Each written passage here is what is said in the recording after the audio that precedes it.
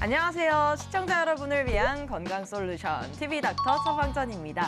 오늘의 건강 주제는 무릎 조기 관절염과 연골 건강에 대하여입니다. 정형외과 전문의 박지소 선생님과 함께 알아보도록 하겠습니다. 선생님 어서 오세요. 네, 안녕하세요. 정형외과 전문의 박지수입니다. 반갑습니다. 네, 반갑습니다. 이 무릎의 연골이라든지 관절이 정말 중요한 역할을 한다고 알려져 있잖아요. 무릎 조기 관절염은 왜 생기는지 궁금합니다. 어떤 원인으로 발생하는 건가요? 무릎의 조기 관절염은 무릎 관절을 구성하는 연골이 여러 원인으로 인해 손상되면서 시작됩니다. 가장 흔한 원인으로는 반복적인 관절의 과사용, 무릎에 가해지는 과도한 압력 및 부상, 나이와 함께 나타나는 자연스러운 연골 퇴화가 있습니다. 또한 비만으로 인한 무릎 부하의 증가와 유전적 요인, 그리고 류마티스 관절염 같은 염증성 질환이 조기 관절염 발생에 영향을 미칠 수가 있습니다. 네. 이 과정에서 연골이 점차 닳아 없어지고 주변 뼈에 자극이 생기면서 통증과 기능 저하가 나타나게 됩니다. 원인이 참 다양하군요.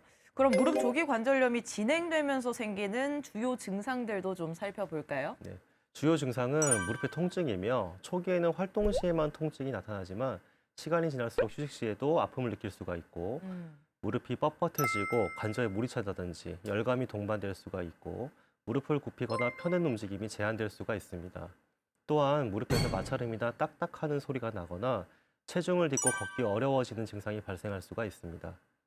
대부분은 무릎의 중간 부분부터 뒤쪽의 연골이나 연골판 파열로 인해 쪼그려 앉기 힘들거나 오금이 아픈 증상이 발생할 수가 있습니다.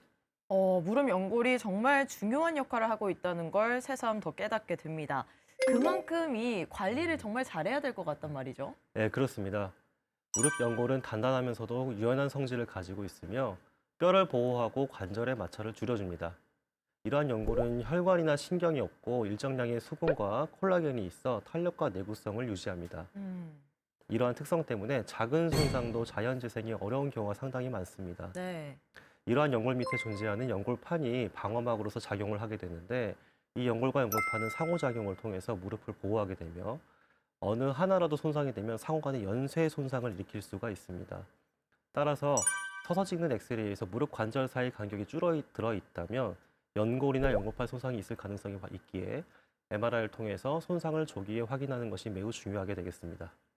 그렇다면 무릎 연골이 아플 때 어떻게 해야 할까요? 무릎 조기 관절염의 통증 어떻게 관리하는 게 가장 좋을까요? 일단 통증 관리는 약물요법과 비약물요법을 사용을 합니다. 네. 진통제나 소염제 복용이 통증 완화에 도움이 되며 약물 사용 시에는 부작용과 복용 기간을 고려를 해야 합니다. 물리치료나 온열요법, 냉찜질도 통증 완화에 효과적이며 일상생활에서는 무릎에 부담을 주지 않는 활동을 선택하는 것이 중요합니다. 또 환자분 개개인별로 맞는 통증 관리를 위해서 의료진과 꾸준한 상담이 필요할 것으로 생각됩니다. 네, 무릎 연골에 대한 꾸준한 관심과 관리가 우선적으로 필요하겠으며 무릎 통증이 발생했을 경우 정형외과 의료진을 찾아서 정확한 진단 받아보시길 바랍니다. 똑똑 쌤 도와주세요. TV 닥터 처방전, 지금부터는 개인 맞춤형 처방전을 받아보도록 하겠습니다. 먼저 첫 번째 사례자부터 만나볼게요. 안녕하세요. 무릎 관절염이 있다고 몇 년 전에 진단받았는데 나름 관리한다고 해도 통증이 참 줄지 않네요. 얼마 전에 병원에 가서 수술을 권유받았지만 어떤 기준으로 이 수술을 결정하는 건지 그리고 수술 방법에는 어떤 것들이 있는지 잘 몰라서 걱정이 됩니다. 라는 사연 보내주셨습니다. 굉장히 걱정이 많이 될 것 같아요. 무릎 관절염 수술 치료에 대해서 궁금해하시는 분들이 참 많을 것 같아요. 언제 수술을 고려해야 하고 또 어떤 수술법들이 있는지 알려주시죠. 우선 통증이 심하거나 구부렸다 펼 때 발생하는 걸리는 증상, 체중을 뒤졌을 때 통증이 심한 경우에는 MRI를 먼저 촬영한 후에 손상 정도에 따라서 수술 여부를 고려합니다. 요즘에는 남성 및 여성 모두에서 기대 수명이 많이 늘어나고 있죠. 최종적인 수술 방법인 인공관절 치환술을 최대한 늦게 하는 것이 좀 매우 중요하게 여겨지고 있습니다. 네. 따라서 연골판 및 연골이 손상되기 시작하는 조기 관절염에서 관절결을 통한 손상된 연골판을 다듬어주는 부분 절제술과 손상된 연골을 채워주는 미세천공술을 많이 시행하고 있습니다. 이것은 이제 환자의 연령과 손상의 정도, 그 전신 건강 상태를 고려해서 최적의 수술 방법을 결정할 수 있겠습니다. 이러한 수술은 통증 완화뿐 아니라 관절 기능 회복과 변형 방지를 위해서 시행이 되고요. 수술 후 초기에는 무릎 붓기와 통증을 관리하면서 냉찜질과 휴식이 중요하고 이후에는 전문 재활치료사의 지도 아래 점진적인 근력 강화와 관절 가동 범위 운동을 시행합니다.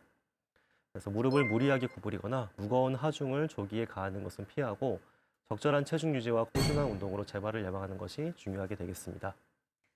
네, 환자분의 나이, 그리고 손상된 정도, 전신 건강 상태 등을 종합적으로 고려해서 가장 적합한 수술법을 선택한다고 합니다. 참고해 주세요. 그럼 다음 사연 만나보도록 하겠습니다. 안녕하세요. 저희 아버지께서 오래된 무릎 통증과 관절염으로 병원 진료를 잡아두셨는데요. 참 걱정인 게 아버지가 혈압도 높으시고 신장도 안 좋으세요. 인공관절 수술이 가능한 걸까요? 라는 사연 보내주셨습니다. 이 무릎 관절염, 인공관절 수술 모두에게 다 가능한 거예요? 무릎 관절염은 인공관절 수술이 모든 환자에게 다 적용되는 것은 아닙니다. 네. 인공관절 수술은 이 보존적 치료라든지 재활치료로 증상이 조절이 되지 않고 심각한 통증과 기능장애로 일상생활에 지장이 클 때 주로 고려가 되게 되겠는데요. 따라서 환자의 나이와 전신 건강 상태, 관절 손상의 정도, 활동 목표, 통증 정도를 종합적으로 평가를 해서 수술 적합 여부를 먼저 판단하게 됩니다.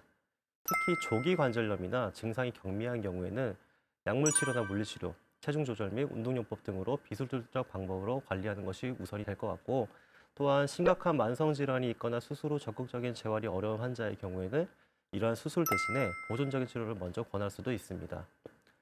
결국 인공관절 수술은 무릎 관절염 치료에서 한 가지 옵션일 뿐이고 모든 네. 환자에서 반드시 필요한 치료는 아닙니다. 따라서 전문의와 충분한 상담을 통해서 개인의 상태에 맞는 최적 치료 방법을 결정하는 것이 중요합니다. 네, 알겠습니다. 환자의 무릎 통증과 전신 건강 상태 등을 고려해서 비수술적 치료, 수술적 치료 또는 약물과 보존적 치료를 선택하시길 바랍니다. TV닥터 처방전, 무릎 조기 관절염과 연골 건강에 대해 알아보고 있습니다. 선생님, 이 환자분들께서 연골 건강에 도움이 되는 이 영양을 잘 챙기는 게 중요하다고 많이 듣는다고 하세요. 조기 관절염 환자에게 이 무릎 연골 건강을 지키고 싶은 이들에게 추천하는 식습관이나 영양 보충제 같은 게 따로 있을까요? 일단 관절 건강에 좋은 식습관은 염증을 줄이고 연골 보호를 돕는 데 효과적입니다. 보통 오메가3 지방산이 풍부한 생선, 항산화 물질이 많은 신선한 채소와 과일을 충분히 섭취하는 것이 좋고요. 또한 비타민 D와 칼슘은 뼈 건강에 필수적이고 연골 재생에 도움을 주는 글루코사민 같은 보충제도 일부 환자들에게 유익할 수 있습니다. 그러나 보충제 복용 전에는 반드시 전문의와 상의를 먼저 해야 합니다. 네, 보충제는 꼭 의사와 상의해 주시길 바랍니다. 그렇다면 일상생활에서 좀 조심해야 할 점도 있을까요? 주로 이제 무릎을 90도 이상 깊게 구부리는 자세는 즉 쪼그려 앉기라든지 양반다리, 무릎 꿇기 등이 해당이 되겠는데요. 가장 손상받기 쉬운 무릎의 중간부터 뒤쪽 연골 및 연골판에 과도한 부담을 주기 때문에 가능하면 피해야 합니다. 또한 장기간 서 있거나 무거운 물건 들기를 자제하고 체중을 적정 수준으로 유지하는 것이 매우 중요하겠습니다. 정기적으로 스트레칭과 근력 강화 운동을 꾸준히 하는 것이 관절 건강 유지에 도움이 되겠습니다. 무릎에 통증이나 불편감이 있을 때는 무리하지 말고 충분히 휴식을 하는 것이 필요하고요. 연골에 무리한 부담을 주는 고강도 운동이나 격한 충격 운동은 피하는 것이 좋습니다. 대신에 허벅지 앞쪽 근육을 강화하는 저충격 운동, 예를 들어서 수영이라든지 네. 자전거 타기, 평지 위주의 걷기 등이 권장이 됩니다. 또한 운동 전후 스트레칭과 충분한 준비 운동을 통해서 관절의 유연성을 높이고 부상을 예방해야 합니다. 운동 중에 통증이 심해지면 즉시 중단하고 전문의와 상담하는 것이 안전합니다. 네, 무릎 조기 관절염과 연골 건강에 대하여와 관련해서 꼭 기억해야 할 처방전 정리해 드릴게요.